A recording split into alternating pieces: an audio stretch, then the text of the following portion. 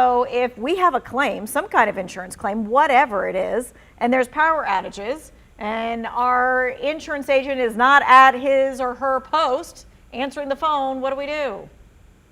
Yeah, cell phones have made this so much easier. We go ahead and we store in our system, our phone and notes, whatever, how we want to do that. The phone number to the insurance carrier we have, the 1-800 number, and our policy number.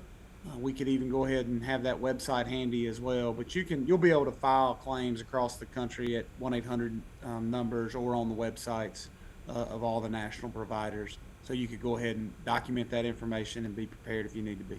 All right, so let's do that now, right? So, find your homeowners or your car insurance policy and just either take a picture of it so you've got all that number stuff and all that kind of jazz, right?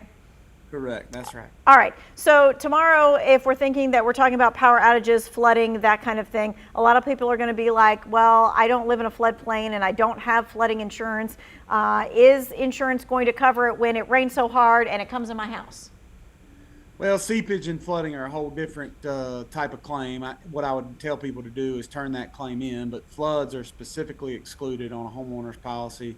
Backup and water seepage is a little bit of a difficult conversation to have because more and more insurance carriers are adding that coverage. So some of your viewers probably do have some coverage for things of that nature. Many of them still do not with older policies that haven't been updated and things of that nature. And you probably need to know that because seepage is what happens when it rains really hard like we're going to see tomorrow, and it kind of comes over the threshold and then it destroys your hardwoods or your carpet or whatever else. Correct, that's right. And flood is typically a flood, well, not typically, always. A flood is declared by a governmental entity. So if we have a flood of such and such creek in the county that you live in declares that as a flood in your area, then that's flood damage, and floods are specifically excluded on a homeowner's policy.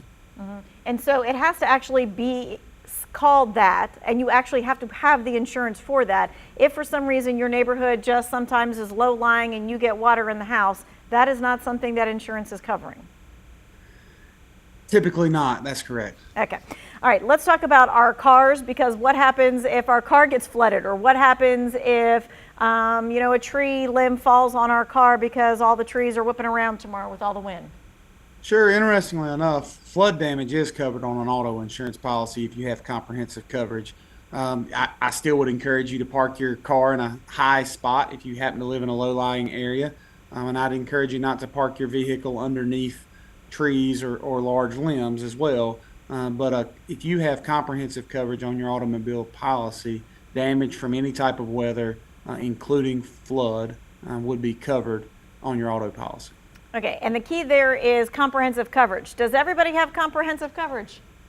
Everybody does not, unfortunately. By state law, we have to have liability, but comp and what we call collision are both additional coverages that most folks have on newer vehicles. Okay. All right, let's also talk about power outages and, when we've got all the food in the freezer and the refrigerator and this, that, and the other. Is that covered by insurance? It is. In North Carolina, typically that limit's only $500. And so thankfully, our power crews, Duke Energy and the like, do a great job of getting power back on. So hopefully we don't have long outages, which, we may expect south of us. But if you were to experience a long power outage and you lost a significant amount of food, you do have up to $500 worth of coverage for those items on most of the homeowners policies in our state. Yeah, I just got a new homeowners policy and it actually says it on there, right? So the whole power outage food thing. So I was like, okay, I guess I am covered. But it's something that it's worth you looking at your policy to see what you really do have covered.